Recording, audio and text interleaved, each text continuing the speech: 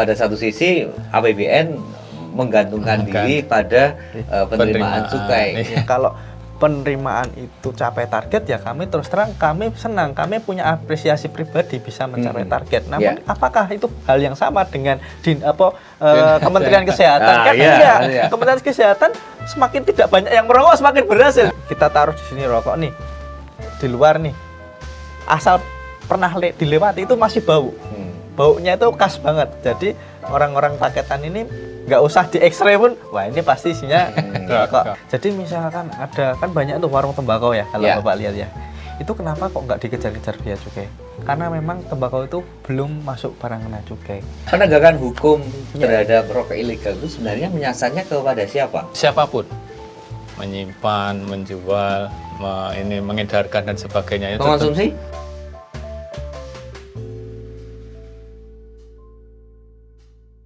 Halo, selamat datang Sobat Expos, bersama saya Sipol Arifin. Kita ada dalam talk show tentang hal yang tematik. Kali ini saya akan membahas tentang DBH-CHT dan penanganan rokok ilegal. Dan tamu saya saat ini ada dua. Yang pertama adalah Pak Muhammad Arif Budiman. Selamat datang Pak Arif. Selamat siang Pak. Iya, makasih telah hadir di studio kami. Dan yang kedua adalah Mas Dion Chandrawardana. Halo Sobat Expos semua, saya Dion Chandra. Keduanya adalah Humas Kantor Bea Cukai Surakarta. Iya. Ya, yang membawai soal cukai, soal uang dan sebagainya. Kali ini kita akan membahas soal cukai tembakau dan dana bagi hasil cukai hasil tembakau. Namanya agak belibet. Saya sering khawatir salah kalau misalnya menyebut DBH-CHT, dana bagi hasil cukai tembakau. Bagi masyarakat awam bisa jadi akan susah untuk mengingat itu. Tapi bagi teman-teman bea cukai pasti sudah hafal juga kepala. Ya. Kita akan membahas soal rokok ilegal dan dana bagi hasil cukai hasil tembakau. Apa sih dana bagi hasil cukai hasil tembakau itu? Karena begini, di jalanan saya sering mendapati baliho-baliho ya, atau papan reklame yang menyebut soal pemberantasan rokok ilegal. Kemudian ada dibiayai oleh dana bagi hasil cukai hasil tembakau. Itu gimana sih sebenarnya Pak Arif? DBH-CHT itu? Baik, Sobat Expos, mungkin ini ya agak biar nggak terlalu belibet gitu ya. Istilahnya DBH-CHT itu dana bagi hasil. Bagi hasil itu kan hasil daerah yang ditransfer ke pusat, dibalikin lagi ke daerah. Intinya begitu. Kalau Mas ini tadi ngelihat kok ada ini ya, iklan layanan masyarakat di masyarakat itu. Nah, itu salah satu peruntukan dana bagi hasil itu. Iya, kalau kita lihat sumbernya itu dana bagi hasil itu pertama dari penerimaan cukai, Mas. Cukai rokok. Cukai rokok, iya. Itu ke pusat dulu. Ke pusat. Kemudian nanti habis itu dari pusat dihitung berapa penerimaannya. Dari penerimaannya itu nanti dikembalikan lagi ke daerah. Kalau untuk DBH-CHT ini proporsinya 3% dari penerimaan cukai gitu. Berarti cukai yang diterima oleh negara dari para pengguna rokok seperti itu, setelah dihitung di pusat oleh Kementerian Keuangan, nanti dikembalikan lagi ke daerah. Dalam bentuk dana bagi hasil cukai sebesar 3% dari 3% dari penerimaan cukai. Kalau kita ini tahun kemarin itu sekitar 226 triliun ya.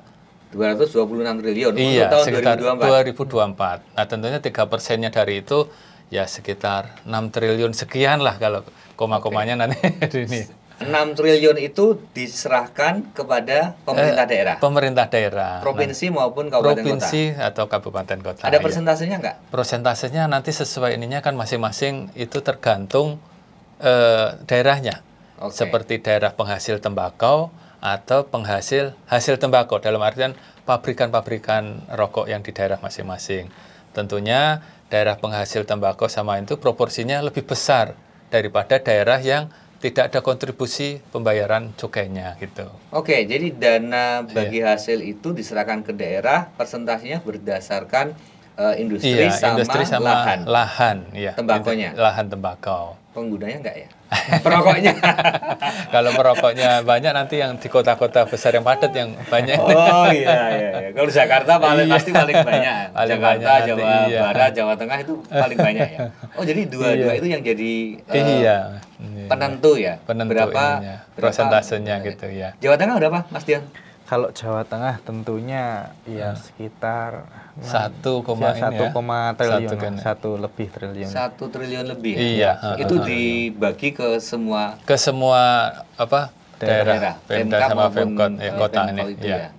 Dan itu tergantung persentase juga nanti. Tergantung persentase. Itu juga nanti ada juga dari Pemprov itu membagi sendiri, ada klausulnya sendiri. Jadi mungkin ada kurang lebihnya itu nanti Pemprov semua yang membagi seperti itu. Oke.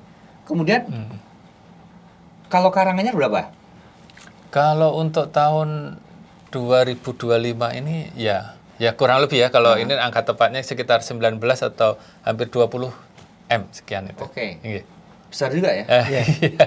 Jadi itu kontribusi dari para perokok ya? Dari para perokok ini tentunya yang rokok yang legal ya. Yang legal ya? Yang legal. Kalau yang ilegal. Jadi yang ilegal nggak masuk ke sana nggak masuk. Kemudian dana bagi hasil itu dipakai untuk apa? Tentunya dari yang DBHJHT tadi peruntukannya besarannya untuk 3 besaran. Yang pertama untuk kesejahteraan. Kesejahteraan siapa ini? Kesejahteraan masyarakat di tentunya yang di Pemda Karanganyar ya. Masyarakat umum yang ada di ini tentunya nanti ada untuk BLT, untuk kesejahteraan dan lain-lain, untuk pelatihan petani, untuk pelatihan buruh dan sebagainya. Terus itu proporsinya 50% dari DBH-nya. Oke. Terus selain itu ada kesehatan, proporsinya ada 40% dari dana DBH. Kesehatan siapa ini? Masyarakat kesehatan umum atau masyarakat. para perokok atau tentunya atau petani? Dalam hal ini untuk kesehatan, dalam hal ini untuk sarprasnya. Mungkin di sini untuk puskesmas, untuk rumah sakit, untuk kebutuhan sarpras terkait ini nanti ini peruntukannya detailnya mungkin masing-masing Pemda yang bisa menjelaskan. Tentunya ini untuk kebutuhan sarpras sarpras kesehatan, rumah sakit, puskesmas dan sebagainya. Dan tentunya untuk pembelian obat, mungkin untuk yang TBC ada untuk ronsen dan sebagainya kayak gitu. Mungkin bisa karena kan untuk mendeteksi TBC kan salah satunya untuk ini ya harus tahu kondisi paru-parunya gitu ya. Tentu itu juga ada ini ya stunting ya. Ada stunting juga. Jadi di luar dari tadi ya manfaat untuk yang perokok tadi, kesehatan perokok kan tadi sudah jelas ya terkait penyakitnya TBC paru-paru yang berkaitan dengan penyakit rokok. Namun juga bisa digunakan juga terkait stunting, untuk prevalensi stunting. Jadi untuk mengurangi stunting di suatu daerah seperti itu, kemudian bisa untuk terkait imunisasi juga bisa. Jadi itu nanti tergantung dinas kesehatan masing-masing. Tergantung masing-masing Pemda nanti fokusnya ke apa dulu gitu kan. Mungkin Karanganyar dengan daerah lain kan fokusnya beda-beda. Mungkin di Karanganyar ternyata mungkin ya lagi ada untuk fokus ke yang TBC, mungkin ya ininya nanti dari Pemda ini tergantung kondisi masing-masing ini kan beda-beda ini nanti. Gitu. Jadi uangnya muter ya ternyata ya. Iya. Jadi orang merokok ada dampak negatifnya yaitu kesehatan seperti itu, dan cukainya sebagian dipakai untuk dikembalikan lagi dalam bentuk untuk sarpras misalnya, sarpras kesehatan ya. Wah ini muter aja gitu. Termasuk stunting tadi, ada yang menarik. Kenapa kok bisa masuk ke stunting? Ya, mungkin kalau ini kan kalau kita lihat karena stunting ini kan programnya pemerintah untuk bisa mengentaskan. Salah satunya pendanaan, mungkin dana dari non DBH juga ada. Mungkin ininya kurang, jadinya dari DBH ini bisa untuk membantu untuk ini stunting gitu Mas. Sebenarnya ada korelasinya loh Pak. Ada. Tahu kan? Kenapa kok stunting bisa masuk dana DBH? Karena gini, orang tuanya merokok, otomatis dana yang digunakan untuk makan berkurang nih. Jadi saya tahu itu kebutuhan pokoknya nih. Jadi hasil penelitian dari UI menggambarkan bahwa banyak rumah tangga yang miskin, orang tuanya, bapaknya itu perokok. Dan belanja untuk rokok itu cukup besar. Dan itu mengambil jatah keluarga tingkatan gizi dan sebagainya, sehingga salah satu dampaknya stunting itu kan. Itu saya gitu. Satu pikiran. Jadi uangnya muter aja istilahnya yang menimbulkan sakit di ini sama yang uang dari cukai gitu. Ya, tapi memang kita melihat bahwa selain itu dana DBH CHT itu dipakai untuk macam-macam juga ya. Iya. Penegakan hukum juga? Iya. Penegakan hukum proporsinya 10%. 10% dari DBH itu tadi. Tapi kalau 10%-nya itu nanti peruntukannya ada yang untuk sosialisasi, ada untuk yang gakumnya. Gakum dalam artian pengumpulan informasi sama operasi bersamanya dan itu. Penegakan hukum itu kan spesial kan? Spesial. Bukan penegakan hukum umum ya, tapi khusus untuk pemberantasan khusus untuk rokok ya. Tentunya juga ada salah satu lagi itu peningkatan industri tembakau juga di situ. Karena kalau tidak dibina, industri tembakau itu kan tadi adanya marak rokok ilegal. Makanya kita terkait yang penegakan hukum, itu ada 3 unsur. Yang 2 disampaikan sama Pak Arief tadi, terkait sosialisasi, kemudian penegakan hukum, sama satunya pembinaan industri tembakau, Mas. Seperti itu. Pembinaan industri tembakau. Ya. Biar apa mereka? Karena kalau tidak dibina, sekarang gini, kan banyak nih pabrik-pabrik rokok yang memiliki kayak mesin-mesin untuk melinting. Ya. Lah, kalau itu tidak diistilahkan kita cek satu-satu, bisa jadi itu nanti jadi rokok ilegal karena survei di lapangan maupun tangkapan kita itu lebih banyak rokok yang model filter yang ilegal, Pak. Jadi rokok-rokok polos, rokok-rokok yang tidak bercukai itu kebanyakan pakai mesin. Karena apa? Tingkat deteksinya tuh lebih kecil. Karena kalau misalkan ngelinting pakai orang, otomatis kan kelihatan. Cari orangnya, kelihatan. Kita mau sounding, ayo borongan, ini siapa yang mau kerja, kan kelihatan, bisa dilaporkan. Tapi kalau yang mesin hanya membutuhkan 1-2 orang aja untuk ngeklik mesinnya. Operator ini. Bisa ratusan ribu batang. Cukainya lebih besar. Iya, cukainya lebih besar. Berapa cukai sebenarnya yang diambil oleh negara dari setiap rokok itu berapa? Jadi gini, Pak, kita ada segmentasi rokok itu, ada golongan 3, golongan 2, dan golongan 1. Nah, tentunya kalau golongan 3 itu sekitar ya murah-murah aja 100-200 per batang.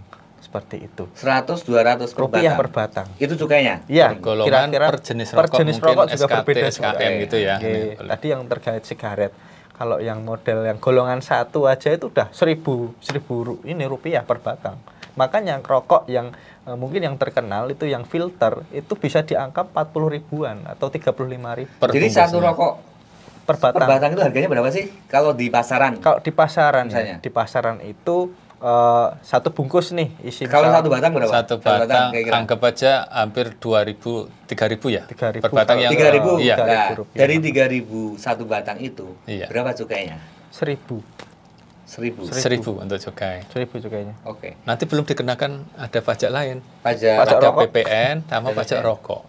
Nah, tentunya ya mungkin bisa mendekati 50% tergantung ini ya jenis rokoknya ya, SKT atau SKM itu tadi. Ya, ini yang perlu diketahui oleh Sobat Espas yang perokok bahwa ketika Anda merokok, Anda kontribusi ke negara itu dalam 3 jenis. Pertama adalah cukai yang tadi ya disebutkan, kemudian yang kedua pajak rokok yang jumlahnya 10% dari cukainya. 10% dari dari cukainya. Kalau tadi 1.000 berarti 10%-nya 100 ya. Kemudian ditambah lagi PPN. Iya. PPN 10 dari 11% ya sekarang ya. Sekarang naik 11. Dari harga rokoknya atau dari cukainya? Dari cukainya. Dari cukainya. Iya. Jadi 3 komponen itu yang melekat pada satu batang rokok. Iya. Jadi ya kisarannya tergantung jenisnya, kisaran bisa 40-60% lah. Ini untuk satu batang rokok ya. Iya. Pak Arief, cukai itu kan instrumen negara untuk membatasi ya. Iya, benar. Tapi faktanya tidak pernah berkurang ya. Kan cukai itu hanya untuk membatasi biar nggak terlalu banyak ya, sehingga dikasih cukai kayak gitu. Faktanya selalu trennya naik. Faktanya selalu naik dan targetnya pun target. Jadi kan ya sebenarnya kalau mungkin tadi udah dijelaskan bahwa pengertian cukai itu intinya kan untuk membatasi peredaran dan konsumsi dan pengawasan peredarannya itu. Nah, tapi di sisi lain dari pengenaan pembatasan karena dikenakan tarif itu, penerimaannya jadi besar. Lumayan itu kan hampir 10% dari APBN kan tentunya. 10% dari APBN. Padahal APBN kita itu sekitar 2.500-an. 2.500 triliun. Iya. Jadinya besar, kan ya? Istilahnya ya bukan kontraproduktif sih, enggak, cuma karena pendapatan dari sektor cukai ini belum ada pengganti yang bisa. Ini kan intinya pembatasan itu dengan maksud pemerintah kan dengan menaikkan tarif cukai itu kan intinya ada pembatasan. Maksudnya masyarakat tidak bisa mengkonsumsi lagi atau berkuranglah konsumsinya. Tapi ternyata konsumsi rokok tetap nggak berkurang, wah itu tetap nambah juga. Ini yang disebut sebagai dilema ya? Dilema. Dibatasi dengan menaikkan cukai, harapannya seperti itu, tapi ternyata tidak. Karena memang konsumsi masyarakat itu tidak berkurang, tetap naik. Jadi sehingga masyarakat harus yang biasanya mensubstitusikan yang di rokok seperti itu. Jadi kan segmentasi masyarakat ada 2 jenis, menengah ke atas dan menengah ke bawah. Kalau harga rokok naik, yang menengah ke atas pun biasanya nggak terlalu banyak protes karena dia biasanya belinya kan bungkusan ya, satu bungkus. Tapi kalau masyarakat menengah ke bawah, otomatis kalau harga rokok itu naik, dia kan ler-lerannya juga naik. Oh iya. Iya, ler-lerannya naik. Yang biasanya 2.000 bisa satu bungkus, satu batang, dia harus 3.000 seperti itu. Dan di sini sebenarnya dari Bea Cukai pun ada solusinya gitu. Nggak harus masyarakat memilih rokok yang ilegal, namun ada produk-produk UMKM, Pak. Jadi di kantor kami itu dengan senang hati menerima, misalkan ada pengusaha-pengusaha yang UMKM, mau perorangan, nggak harus punya PT. CV pun nggak harus, perorangan bisa. Yang penting orang tersebut mendaftarkan NIB-nya di OSS kabupaten masing-masing dan itu gratis, bisa online. Kemudian menyiapkan tempat seluas 200 meter persegi untuk membuat pabriknya. Kemudian nanti bisa itu dilakukan permohonan ke Bea Cukai Surakarta, nanti kita tinjau apakah ini layak. Karena masih ada klausul syarat lagi. Yang pertama itu ada jarak 100 meter dari tempat ibadah. Kemudian ada 100 meter dari sekolah. Jadi kalau sudah masuk kriteria itu bisa dipastikan bisa dipakai tempatnya. Kemudian kalau sudah masuk proses produksi, tinggal nanti dari pemilik pabrik itu akan memesan pita cukai ke kantor. Jadi di kantor itu tidak ada biaya apapun selain dari pembelian pita yang akan digunakan sendiri, seperti itu. Tapi ada berapa persen sih industri kecil? Home industry malah gitu?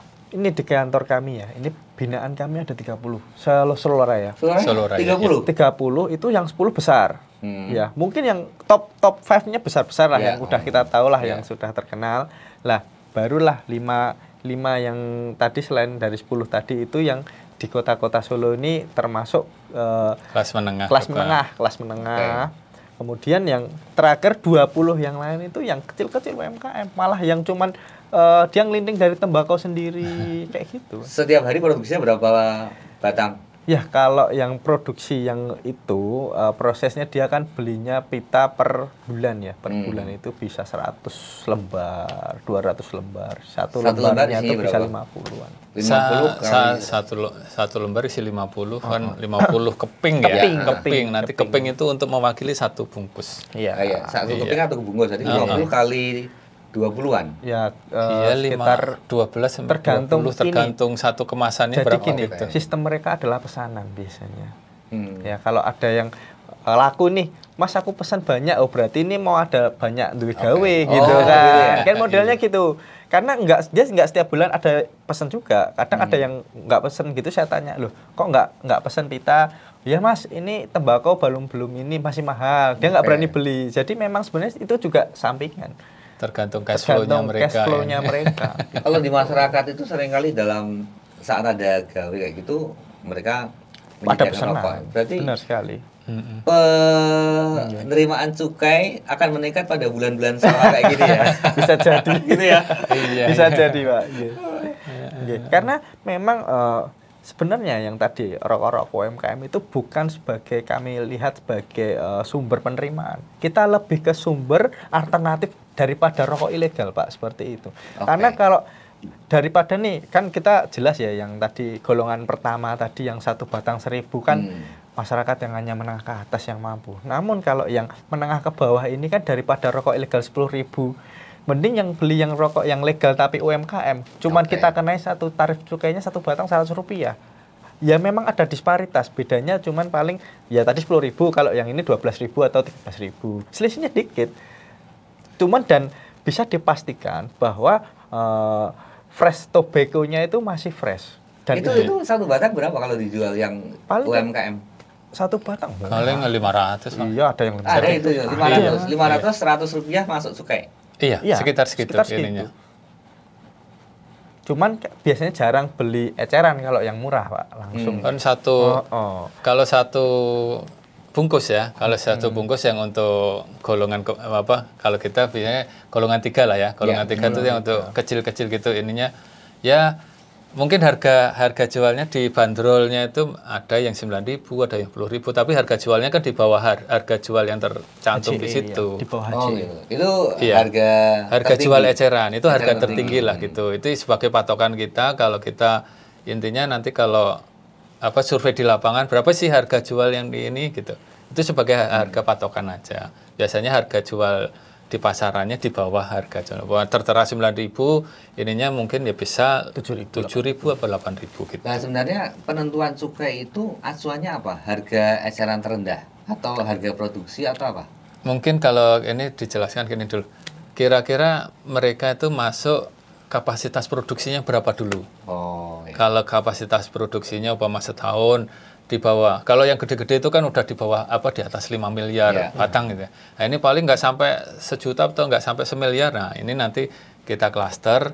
Ininya nanti setelah kita klaster berapa kapasitas produksinya setahunnya. Umpama di bawah 1 miliar batang per tahun itu kan nanti pengenaan. Ininya kan ada tabel range ini sekian. Nah, ini terus jenis rokoknya apa? Sigaret kretek tangan yang dilinting sendiri atau pakai mesin. Nanti pembedaannya itu. Kalau yang pakai tangan lebih murah daripada yang pakai mesin. Karena kan ada tenaga kerja yang harus ini kan. Tentunya yang pakai tangan itu lebih murah. Dan tentunya nanti kalau range tarif cukainya itu ya sekitar kalau dari 100, kalau untuk 100, 150, 200 dan sebagainya gitulah. Ada berapa ya? Hampir 15 atau 20 varian tarif gitunya. Oke, jadi cukai itu bukan ditentukan berdasarkan harga jual ya? Tidak. Tapi berdasarkan kategori-kategori tadi ya. Sehingga malah kebalik ya. Produsen menentukan harga berdasarkan cukai yang dikenakan. Iya. Oke, saya baru paham. Iya, tentunya kan kenapa ini? Karena kita kan nggak bisa menyamaratakan antara yang kecil-kecil dengan yang sudah pabrikan besar. Iya. Tentunya sama-sama SKT dari pabrikan besar sama pabrikan kecil kan mereka ini nanti daya saing ke masyarakat kan kalau di ini kan berbeda nanti tentunya. Mereka kan yang kecil masih tetap bisa eksis, yang besar juga pangsa pasarnya sendiri-sendiri gitu ininya gitu. Kalau kantor Bea Cukai bisa memantau nggak atau punya data di Surakarta misalnya, di Ekskarsi Surakarta, berapa rokok yang beredar? Itu bisa banget. Gimana cara ngitungnya gimana? Cara gitu. Ini saya kebetulan dulu jadi analis ya di Cukai. Jadi gini Pak, kita sebelum tadi ya, kita kan saya jelaskan dari NPPKC tadi. Ya. Dia kita nobatkan lah menjadi pengusaha pabrik kena cukai. Dia wajib melaporkan setiap 2 minggu itu laporan namanya CK4. Yang dimana laporan CK4 itu adalah hasil produksi dia. Berapa batang. Itu semua dilaporkan di sistem kami. Itu kita kasih portal. Jadi pada saat di akhir bulan, pada saat dia mau beli pita, kita tahu. Misal dia produksi dari sebulan itu 1.000 batang. Ternyata yang dipita cukaikan itu cuma separuh. Kita biasanya nanya, loh, yang separuh kok nggak di ini pita cukaikan? Nanti Mas nunggu stok laku dulu yang separuh. Biasanya kayak gitu Mas. Jadi kita pantau terus itu Mas. Sambil ngetes pasar. Sambil ngetes pasar dia ternyata. Jadi kita di sistem kita kalau butuh data ya ini ya Solo Raya ya. Pengen tahu produksi berapa tinggal klik aja di sistem kita udah tertarik.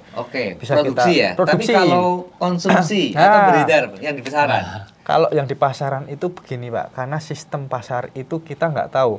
Misalkan contoh PTA itu dia produksinya nggak di Solo, produksi di misalkan Jawa Timur lah, PTA Jawa Timur. Lah itu dia jualnya di Solo. Apakah itu menjadi perhitungan kita? Kan enggak. Karena itu sudah hak dari produsen. Kita nggak bisa istilahnya apa ya, sampai mengatur sampai situ. Karena dari Bea Cukai sendiri hanya mengatur sampai produk itu dilekati pita cukai, setelah itu lepas, berarti sudah melunasi negara. Hanya sampai situ. Seperti itu. Kecuali barang keluar nggak ada pita, itu kita ikut campur. Karena itu sudah ada pelanggaran tidak dipenuhinya tidak pidana seperti itu. Jadi kalau misalnya ditanya di Solo Raya berapa rokok yang legal, berapa yang ilegal? Tidak bisa dispesifikasi karena kami tentunya kalau yang legal ada datanya.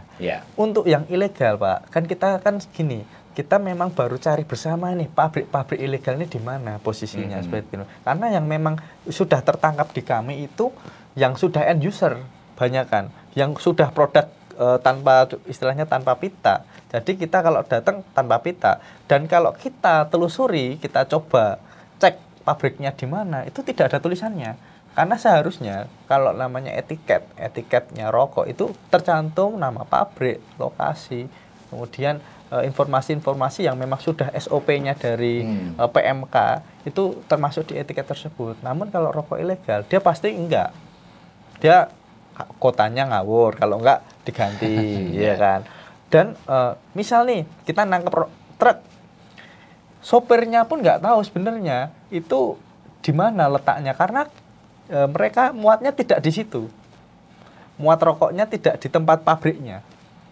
Jadi tiba-tiba dihubungi mau ngirim paket seperti itu dan kebanyakan dari sopir itu tidak diberitahu bahwa mengangkut rokok ilegal. Seperti itu. Sebagai orang awam kan mestinya ada pertanyaan begini, Pak Ali dan Mas Dion. Katanya Bea Cukai bisa memantau produksi, produksi. Punya intelijen, ada. Seperti itu kan. Punya penyidik juga. Kan mestinya tahu ini produksi di mana, kemudian lahannya dari mana, seperti itu. Kan ada datanya seluruh Indonesia gitu. Jadi begini Pak, yang bisa kita pantau adalah pengguna jasa. Otomatis dia melaporkan jadi resmi ya, sesuai NIB berarti kan dari Dinas Tenaga Kerja juga sudah, ini Dinas Perindustrian juga sudah kopi, dari Bea Cukai kopi. Kalau dia misalkan nih Mas Faul lah di rumah ngelinting sendiri, dijual ke tetangga, apakah Bea Cukai mengerti? Nanti kita tidak bisa karena skalanya kecil. Kalau skala besar tapi ilegal kan bisa juga kan? Skala besar ilegal ini kita juga sudah istilahnya gini, sampai mencari lokasi mana ya. Dan dia ternyata ini yang sudah kita ini ya, sebenarnya ini termasuk penyidikan, sebenarnya nggak boleh kita ungkapkan. Jadi kita sampai pakai koordinasi dengan karena apa? Karena ada mesin di situ. Ada daya tariknya. Nah, kita dari situ kadang tapi juga pinter-pinteran sama mereka. Mereka juga nggak yang maunya misal produksi malam hari nih subuh, habis itu matikan. Jadi produksinya juga nggak terlalu kelihatan gitu Pak. Kendala kita di situ. Awal-awal kita pakai IWLN, ketemu terus rokoknya. Tapi habis itu mereka cari modus lain, pakai subkon. Istilahnya di rumah-rumah orang seperti lah. Kalau di rumah orang seperti itu kita kan nggak ada hak dari Bea Cukai, memang tidak ada hak untuk penggeledahan di ini ya, di lokasi rumah-rumah seperti itu. Jadi memang banyak modus Pak. Yang pertama tadi kalau pakai mesin kita hanya bisa pantau lewat PLN, bisa kita pantau lewat istilahnya informasi dari warga sekitar yang mencurigai. Karena pasti warga sekitar itu yang paling info ke kita. Gitu. Wah, saya nggak dipekerjakan kok Mas. Itu pasti Pak. Itu pasti. Kita bisa mengungkap pabrik hanya dengan hal seperti itu. Kemudian kalau yang tadi yang subkon itu juga kalau kita nangkep nih salah satu di seluruh warga, dia nunjuk orang-orangnya juga kabur. Ya, susahnya kita di situ Pak. Memang ini ya namanya peredaran itu udah kayak mafia beneran. Kita sendiri pun ya harus mengandalkan intelijen kayak warung-warung jadinya. Jadi warung-warung yang legal-legal itu yang melaporkan kita, Pak ada pasokan itu tetangga saya, nah, kita datangi. Nanti kalau sampai distributor naikkan lagi kemana? Tapi kebanyakan keputus Pak di situ. Itulah yang agak susah. Beli putus ini. Beli putus soalnya. Penegakan hukum terhadap rokok ilegal itu sebenarnya menyasarnya kepada siapa? Industrinya atau ke distributor atau ke konsumen? Iya, kalau kita lihat dari bahasa hukumnya ya, kalau bahasa hukum siapapun menyimpan, menjual, mengedarkan dan sebagainya itu. Mengkonsumsi? Kalau konsumsi lah, lihat-lihat dulu konsumsinya dia stoknya banyak, cuman nanti takutnya dia konsumsi tapi ininya stok di rumahnya juga banyak, nanti dijual juga. Nah itu kan tentunya kalau bahasa hukumnya kan sakleknya begitu. Nah tentunya dengan adanya ketentuan itu kan kita juga bukan kita pilah-pilah ini enggak ya. Tentunya kita intinya siapapun yang terlibat dalam peredaran rokok ilegal ini akan kita kenakan sanksi gitu. Tentunya kalau di kita ini 2-3 tahun terakhir ini kita pengenaan sanksi denda. Sanksi denda itu berupa 3 kali nilai cukai. Kalau bahasa di ininya penelitian ini ultimum remedium. Ultimum remedium itu kan pengenaan denda kepada itu tadi yang ditemukan pelanggaran terkait rokok ilegal. Mungkin ditemukan di toko, di warung, di rumah dan di gudang dan sebagainya. Itu kita kenakan 3 kali nilai cukai. Untuk penjual di toko kena juga kita kenaan ini. Lumayan ini di tahun ini kan kita udah hampir 500 jutaan sekian ininya untuk pengenaan istilahnya gitu. Sifatnya itu kan kayak kita denda di tempat kayak sidang di tempat gitu. Berapa kedapatan berapa, nanti nilai cukainya sekian, dibayarnya ke rekening kas negara, dikasih jangka waktu 1 kali 24 jam. Kalau enggak ini nanti akan kita teruskan ke penyidikan. Penyidikan itu kan tentunya nanti melalui mekanisme pengenaan pidana kurungan. Kurungan plus denda juga. Ya, intinya gitu. Ke industri juga sama, produsen? Sama. Bisa denda juga? Iya, denda. Tentunya kalau produsen yang ini ya, kalau yang legal umpama ini mungkin kalau dari mereka kan tingkat kepatuhannya bisa kita inilah. Tentunya mereka mungkin bukan karena produksinya, mungkin karena masalah pencatatan, masalah pembukuan aja, karena ini kan pengenaan dendanya mungkin update hasil produksinya kurang update, akhirnya karena kita kedapatan ini kenakan denda kayak gitu ininya. Bagi masyarakat sendiri karena masyarakat bawah ya, karena mereka terbentur soal ekonomi dan masih merokok, mereka memilih rokok yang ilegal polosan itu. Kira-kira cara penanganannya bagaimana? Kalau pakai denda juga nggak mungkin ya, atau pidana seperti itu. Tentunya dari ini kan kita tadi kan di awal kita sampaikan bahwa kalau kita clustering produsen rokok itu ada yang atas, menengah dan bawah. Tentunya dengan adanya kenaikan tarif cukai ini bukan berarti juga terus shifting ke rokok yang lebih murah dengan yang ilegal. Tentunya kan bukan begitu. Nanti dianggap pembenaran dari masyarakat, saya milih yang ilegal karena lebih ini. Kalau di kita kan ada yang murah tapi yang legal. Tentunya kan juga nanti masyarakat bisa memilih sendirilah produk yang murah, legal itu apa aja kan di masyarakat banyak lah ini produk-produk yang legal tapi murah itu banyak. Tentunya dengan adanya kebijakan kenaikan tarif cukai itu kan bukan berarti pembenaran untuk pindah ke yang murah tapi yang ilegal gitu kan, ininya gitu. Ya tentunya kita berharap masyarakat jangan mengkonsumsi yang ilegal. Kalau menemukan ini kita kan tentunya kepada konsumen juga ya kita ini terus kejar sumbernya dari mana gitu, ininya kan gitu. Mungkin bisa saja juga gini Pak, tadi kan segmentasi tadi Pak, kalau menengah ke bawah memang bisanya cuma substitusi dengan rokok-rokok UMKM tadi atau dengan cara linting DW juga. Linting DW juga tidak termasuk barang kena cukai loh Pak, jadi mungkin perlu diketahui bukan buat objeknya ya Sobat Espos. Jadi misalkan ada kan banyak tuh warung tembakau ya kalau Bapak lihat ya, itu kenapa kok nggak dikejar-kejar biaya cukai? Karena memang tembakau itu belum masuk barang kena cukai. Terjadinya jadi barang kena cukai pada saat ada pencampuran dari tembakau dengan bahan-bahan tertentu. Sausnya, cengkeh, kemenyan, kemudian ada yang mungkin kalau tembakau udah dirajang, nah, tembakau sudah dirajang itu dikenakan cukai apabila ada ini di bawah 3,5 kilo. Jadi sudah kalau dikemas, dikasih merek untuk tujuan ekonomi lah intinya sekali seperti itu. Jadi kalau udah ada tujuan ekonomi yang ada nomor HP, ada merek, itu wajib karena ada niat ekonomi di situ. Tapi kalau masih bakulan, masih berapa bronjong itu kita nggak mempermasalahkan karena itu masih hak dari petani untuk menjual, seperti itu prosesnya. Tapi kalau sudah dikemas kecil-kecil di bawah, kalau masih 7 kilo, 8 kilo masih enggak, di bawah 3,5 kilo wajib ditempeli pita cukai. Makanya banyak sekali yang model-model kecil biasanya 500 gram ke bawah itu kan udah pakai pita cukai seperti itu. Oh, oke. Pita cukainya lebih murah daripada yang SKT, SKM tadi. Enggak, di bawah 100 rupiah, Pak. Di bawah 100 rupiah ada 25-50 perak ininya. Per kemasan itu, per gramnya itu. Kalau bagi petani sendiri, mereka menikmati dana bagi hasil nggak sih? Ya, jadi memang dana yang dialokasikan tadi, yang kita serahkan ke pemerintah daerah itu nanti dibagi per dinas, Mas. Per dinas yang ditunjuk dari bupati masing-masing. Dan tentunya kayak dinas kesehatan dan petani dan sosial itu wajib dapat. Karena apa? Dinas kesehatan, dinas pertanian itu pasti dapat. Dinas sosial. Iya, pasti dapat. Karena apa ya? Tadi amanat dari DPHCHT kan terkait BLT, terkait subsidi, subsidi petani, peningkatan mutu ini mutu tembakonya.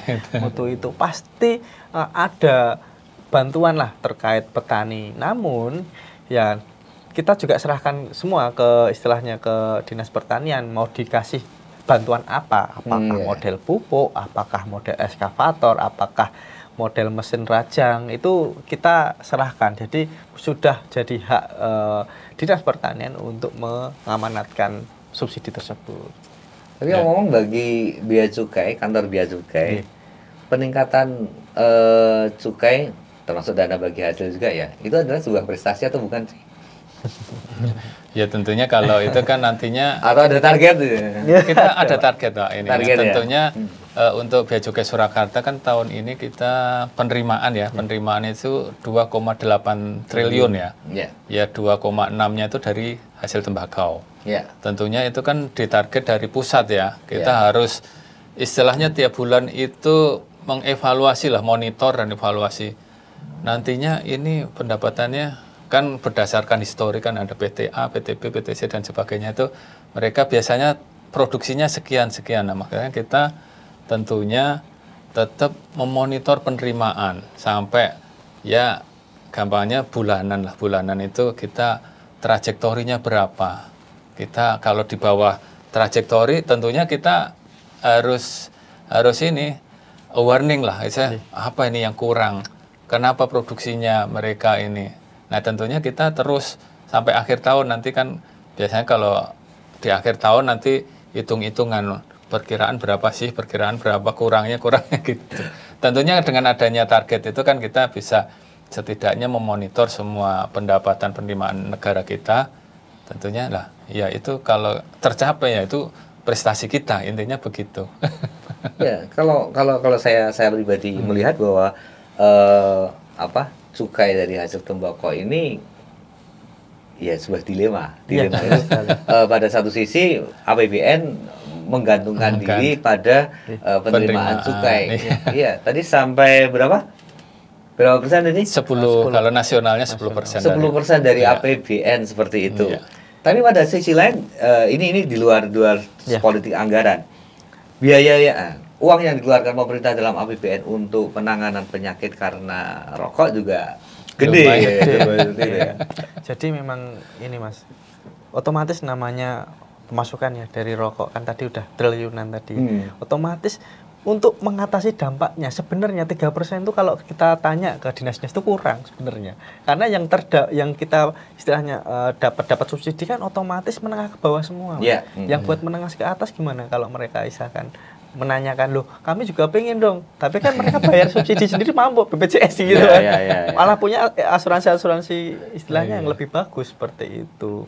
Nah makanya kita dari Bea Cukai ini diamanatkan sama pusat untuk istilahnya membuat rancangan dengan berkolaborasi dengan dinas masing-masing untuk biar tepat sasaran seperti itu, yang dimana dengan sekecil mungkin itu bisa menggapai semua ini lini. Tadi nggak cuman menengah ke bawah aja, kayak contoh sosialisasi kayak seperti kita ini sosialisasi dulunya ya, yang tahun kemarin itu kita banyak sekali dengan kebudayaan, tatap muka ya, dengan langsung berada dengan masyarakat. Terus kemudian kita ada wayangan seperti itu, yang dimana itu bisa dinikmati nggak cuma menengah ke bawah, menengah ke atas juga kan konser bisa. Dan dampaknya nggak cuma istilahnya masyarakat paham dengan adanya rokok ilegal, namun apa, ekonomi, banyak pasar. Terus terang, pasar itu bukan dari kami, itu dari masyarakat sendiri yang tahu di situ ada keramaian, mereka langsung pasang-pasang kapling gitu. Sebenarnya kalau ada yang, mas aku daftar loh, saya nggak ini mas dari kami, iya nanti silakan tanya ke Pemda yang mengatur istilahnya mengatur anggaran. Terus slot-slot ini kayak basar itu kami nggak mengikut campur, tapi kami mengontrol bahwa acara tersebut memang diutamakan untuk menegakkan sosialisasi ke merokok ilegal seperti itu. Yang diedukasi adalah kampanyenya itu kampanye rokok ilegal ya, bukan kampanye jangan merokok ya. Beda ya. Itu beda dinas. beda dinas. Tadi kalau Mas Faul bilang, kami sebagai istilahnya apresiasi ya, memang kalau penerimaan itu capai target ya kami terus terang kami senang, kami punya apresiasi pribadi bisa mencapai target. Namun apakah itu hal yang sama dengan Kementerian Kesehatan? Kementerian Kesehatan semakin tidak banyak yang merokok semakin berhasil. Jadi kami memang win-win. Tapi dana bagi hasil juga masuk ke dinas kesehatan. Padahal nanti dinas kesehatan menggunakan dana itu untuk kampanye anti rokok misalnya. Bisa juga ya. Bisa juga itu. Kampanye ini untuk mengatasi penyakit rokok itu. Kayak gitu kan. Awas kalau rokok itu akan menimbulkan TBC atau yang lain kayak gitu. Iya, benar sekali.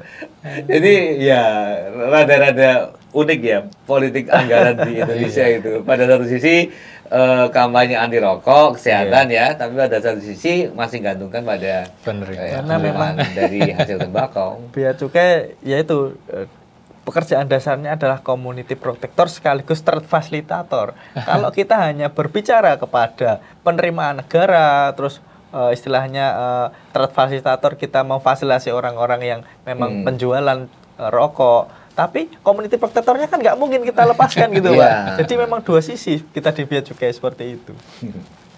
Saya bingung malah. Jadi bingung. Harusnya gimana ya? Nggak tahu, idealnya mungkin ya semua berimbang, semua bisa jalan lah, intinya begitu ya. Tapi bagi industri rokok sendiri, yang menengah atau yang besar, mereka cenderung untuk melakukan pelanggaran nggak, untuk mensiasati agar tidak terlalu banyak membayar cukai. Jadi kalau yang kami lihat ya, kalau yang terkait perusahaan-perusahaan besar, dia malah ikut membantu kami. Kalau misalkan mereka kan punya jaringan penjualan, mungkin Mas Faul lihat kalau di ini ada apa gitu, saya nggak bisa sebutkan di depan-depan warung kan ada spanduk ini beda-beda kan, mereka punya jaringan istilahnya distributor masing-masing. Itu kadang membantu kita, mas ini rokok ilegal, karena apa, mereka merasa tergusur. Kalau mereka malah ikut ilegal, yang pasti kita cabut Pak izinnya. Ya mereka nggak akan mau istilahnya spekulasi, karena keuntungan mereka udah luar biasa. Gitu. Kan sekali aja nih ada yang viral PT tersebut itu tidak ada cukai dan lain, itu pasti media aja yang udah itu pasti mengejar. Apalagi kalau PT-nya terbuka ya. Terbuka, waduh. Sahamnya itu saham langsung bis. Istilahnya keuntungan dari rokok aja dengan adanya cukai itu masih besar gitu. Tentunya mereka kalau ikut-ikutan yang ilegal, ya investasi yang mereka tanam kan mestinya langsung nyungsep. Setidaknya waduh udah kena segel dari Bea Cukai umpama ini, terus akhirnya produksinya berhenti, dan tentunya mereka rugi besar kalau langsung kita cabut Mas. Karena dampaknya akan ngalor ngidul Mas. Karena apa? Kalau kita segel nih, otomatis pegawainya nggak bisa produksi, tapi dia harus bayar gaji. Lah kalau itu terlalu lama, otomatis kan harus cash flow-nya nggak jalan seperti itu. Wong yang sekarang aja yang sudah produksi aja, mereka tuh cari pegawai itu susah, cari orang mau ngelinting itu susah. Karena kebanyakan di masa sekarang itu kan banyak pabrik yang juga garment seperti itu juga. Jadi pada ada pergeseran di sini. Karena kalau melinting itu butuh keterampilan, Mas. Lah yang nggak semua orang bisa seperti itu. Makanya ada training, dan training itu biasanya ya setiap pabrik itu memiliki kebijakan masing-masing. Di training berapa bulan sesuai, harus sampai kualitasnya harus kayak gini gitu ada. Ya. Kalau di Surakarta sendiri kebanyakan produksi rokok ilegal ada nggak? Kalau di Solo terus terang kita ya sesuai dengan analisis intelijen kami ada gudang rokok ilegal, dan itu sudah kami istilahnya kami inilah karena kan sekarang banyak online Pak beli Pak. Online lewat Tokopedia, lewat Shopee. Ya ini portal ya, ini ya marketplace ya, portal marketplace. Lah kami juga sering bersurat ke mereka untuk men-take down iklan-iklan yang ada unsur-unsur. Itu kantornya di Solo ada nggak?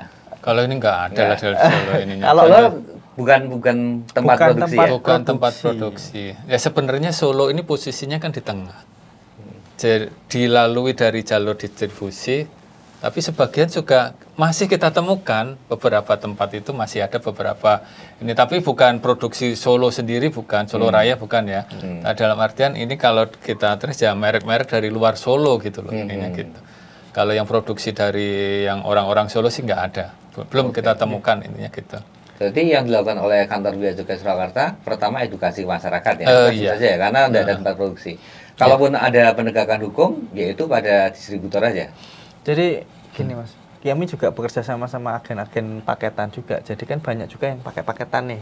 Ya paketan itu mereka juga info ke kita biasanya. Mas, ini kita ada paket Mas, mencurigakan. Soalnya misalkan namanya misal kaca, tapi kok kotak. Nah, kan mereka pasti sudah paham lah model. Baunya kan nggak bisa di ini. Bau rokok itu malah itu 500 meter pun masih kecium. Rokok itu gitu, khas banget. Jadi gampang banget kita nggak usah 500 meter itu udah istilahnya dari maksudnya kalau kita taruh di sini rokok nih di luar nih, asal pernah dilewati itu masih bau. Baunya itu khas banget. Jadi orang-orang paketan ini nggak usah di X-ray pun, wah ini pasti isinya rokok. Biasanya lapor ke Bea Cukai. Jadi kita banyak menangkap yang malah dari paketan-paketan tersebut seperti dan itu. Dan tentunya kita juga koordinasi sama Satpol PP ya, yang di lapangan itu kan yang pengumpulan informasi dari rekan-rekan Satpol PP. Oke, jadi nantinya iya kita udah kerjasama dari 7 Pemda kota ini yang di Solo Raya ini sama Satpol PP. Nanti seumpama ada informasi, nanti langsung ke aplikasi kita, namanya aplikasi Sirolek ya, aplikasi rokok ilegal itu. Nah nantinya begitu kalau kan kadang informasi itu peka waktu, begitu sekarang di ini, nanti sore langsung ditindak. Ini harus segera begitu, karena kan kadang kalau masih nunggu-nunggu ininya, udah ganti lagi nanti ininya, karena modusnya mereka kan selain sembunyi-sembunyi kan juga peka waktu, habis ini digeser ke sini, habis ini. Tentunya gitu. Nanti kalau ini informasi udah A1 sama-sama Satpol PP kita operasi bersama gitu. Termasuk dengan polisi dan TNI. Iya, sama istilahnya TNI sama polisi sebagai backup kita di lapangan untuk kerjasama ini. Kantor Bea Cukai punya penyidik ya? Punya, ada Intel. Ada Intel, penyidik PPNS. Ya. PPNS kita ini. Oke, terus kemudian kalau ada kasus dilimpahkan ke kejaksaan ya? Kejaksaan. Ya, tentunya dengan ini ya proses ini ya, kalau udah penyidikan, ya tadi kalau udah penyidikan kita serahkan ke kejaksaan. Seberapa banyak yang masuk ke penyidikan di kejaksaan? Atau di tingkat tadi menyebut ada 3 kali denda, 3 kali pengenaan denda. Itu di tingkat PPNS atau harus sampai ke pengadilan dulu? Enggak, Pak. Kalau untuk pengenaan denda itu sampai pelaksanaan kayak sedang di tempat itu aja. Ini itu tidak, di PPNS? Tidak harus PPNS. Misalnya kewenangan kita bukan harus nanti langsung mengenakan denda ke para pelanggar yang rokok ilegal itu. Itu di tingkat bea cukai. Di tingkat bea cukai pelaksanaan. Tapi kalau nanti sudah penyidikan itu nanti ditangani oleh penyidik bea cukai. Kalau sampai ke penyidik bea cukai sampai kejaksaan, ada juga putusan bahwa nanti sanksinya adalah denda. Sanksi selain sanksi kurungan juga sanksi denda. Dan tentunya barangnya juga disita oleh bea cukai. Jadi tadi ya benar kata Pak Arif. Jadi pada saat orang didenda, maksudnya ada proses di sini bahwa dia memiliki atau menyimpan rokok ilegal, itu pasti kita tawarkan dulu. Ini mau kita sidik langsung atau mau menggunakan UR atau ultimate medium. Kalau dia masih mampu biasanya udah Mas saya UR aja, ya udah nanti berkas-berkas itu dia akan menyampaikan ke kantor kami untuk tidak permohonan untuk tidak dilakukan penyidikan. Nah, PPNS di situ hanya istilahnya menganalisa bisa ini nggak diterima nggak ini, apakah dia baru satu kali, apakah sudah sering kali, apakah jadi kita harus dilihat dulu ternyata dia residivis nih pernah dengan kasus yang sama yang kita terima Pak. Jadi lihat orang dulu, kalau sekiranya memang orang tersebut itu baru pertama kali, kan memang ini semangatnya ada UR ini adalah memfasilitasi orang-orang yang memang tertipu oleh adanya sales-sales dan oknum seperti itu. Jadi kalau memang sudah dia akan mentransferkan itu ke rekening negara langsung. Kemudian dari PPNS selama 5 hari akan memutus bisa diterima enggak. Kalau oke bisa diterima berarti ya clear. Nanti dana itu kita lanjutkan ke billing. Kita billing ada billing negara seperti itu. Kemudian apabila ternyata nih ada suatu saat kita sebenarnya dari pedagang ini bisa 3 kali lipat, namun dia tidak bisa bayar, tidak mampu karena ya mungkin ada di gudang lah, kan ratusan juta jumlahnya kan besar gitu. Dia mau Pak saya butuh nyari duit dulu Pak, mau cari utangan atau gimana, ya kita nggak, ya istilahnya tetap kita proses gitu. Kita nggak bisa yang oh ya tunggu dulu gitu, nggak bisa. Kita proses tapi kasih jangka waktu. Ya kita kasih jangka waktu, tapi dengan proses tadi masuk ke penyidikan dulu Pak. Nah, pada saat masuk penyelidikan sebelum P21 tadi, dia ngajukan, tapi kenanya 4 kali lipat jadinya. Seperti itu. Ada 2 kali proses. Kalau sudah naik ke penyidikan, itu bisa kenanya dendanya 4 kali lipat. Jadi jaksa tidak akan meneruskan kepada hakim. Seperti itu. Bagi masyarakat, ini partisipasi masyarakat, pengawasan. Kita tidak tahu ya apa yang terjadi karena itu berlangsung di internal bea cukai. Potensi terjadi penyelewengan bagaimana? Nah, gitu. Jadi karena bea cukai sering jadi sorotan ini kan sumber uangan. Terus terang banyak sorotan karena tadi sebenarnya di awal pun penerapan UR kami juga khawatir karena bisa saja jadi ya namanya berita kan kita nggak bisa kontrol ya Pak ya. Ada yang suatu saat juga saya pernah sosialisasi, kebetulan dia pernah kena denda bea cukai. Mas kulo sing wingi bayar bea cukai, padahal itu bayar bukan ke kami, itu bayar ke negara gitu. Jadi memang pemahaman di masyarakat terkait literasi UR ini masih minim, Pak. Makanya kami tidak getol-getolnya ya namanya kalau sudah masuk transfer ke negara, ya itu saya udah nggak bisa ini lagi, intervensi lagi seperti itu. Karena memang pada saat di lapangan itu disaksikan bersama-sama Bapak Satpol PP dan polisi. Tentunya, nanti kalau di lapangan Obama ditemukan bisa lapor ke kita lah ini gitu. Obama ada penipuan-penipuan mengatasnamakan bea cukai, istilahnya modusnya kalau Obama di lapangan ada ini harus disetor ke rekening pribadi. Nah, itu tanda-tanda modus penipuan mengatasnamakan bea. Kalau untuk yang UR ini itu ditransfer ke rekening pemerintah. Istilahnya rekening billing lah, rekening billing yang ini nantinya langsung ke penerimaan negara. Kalau di sana suruh transfer ke rekening pribadi, tentunya itu salah satu salah satu modus menipu untuk pengenaan denda ini gitu. Masyarakat bisa ini kok bahasa istilahnya bisa mendeteksi kalau istilahnya ada penyalahgunaan atau apa gitu. Nanti tentunya masyarakat bisa lapor ke kita, ke kantor bea cukai, nanti kan tentunya bisa ini. Kami diadukan aja lah ke kantor kami. Kami pastikan ya pasti biasanya kalau memang itu dihitung bersama-sama Pak. Maksudnya barangnya berapa, harusnya kenanya berapa gitu. Itu ada berita acara. Jadi penyimpangan di sini kami pastikan akan susah seperti itu. Dan disaksikan dari Satpol PP, polisi, TNI, seperti itu. Operasi bersama. Kalau Direktorat Bea Cukai, Ditjen Bea Cukai, ada mekanisme masyarakat untuk melaporkan nggak? Biar tidak ada kong kali kong. Ada. Mekanisme peluit atau apa misalnya? Pengaduan ini ya. Jadi kita ada nomor HP. Sipuma ya. Sipuma juga ada. Sipuma. Nanti mungkin nomornya saya yang lupa nanti ya. Atau bisa langsung ke pengaduan ke Bea Cukai kita. Nanti nomornya berapa? Kalau nggak. Kalau kalau dari kami ya, kalau mau kita juga bisa langsung laporkan ke Instagram aja @beacukai_surakarta itu. Setiap ada laporan kami masukkan ke Sipuma juga seperti itu.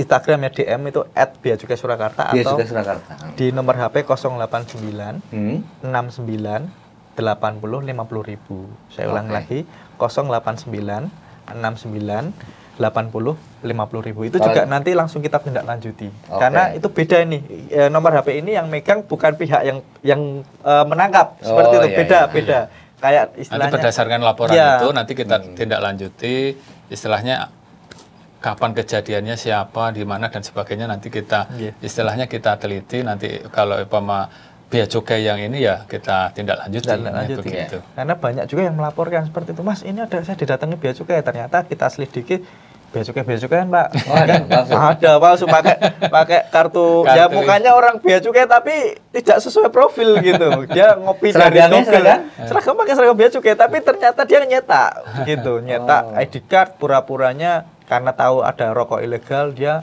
kayak mau nyidak sendiri. Itu dia sendirian. Kita ada laporan WA seperti itu. Oh, jangan mau, Mas. Ini istilahnya penipuan seperti itu prosesnya. Masyarakat juga perlu waspada, hati-hati kira-kira.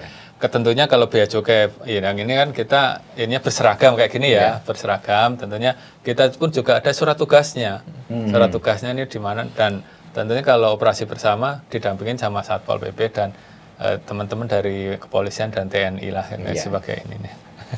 Oke, Pak Arif, Mas Dion, makasih banget ya obrolannya.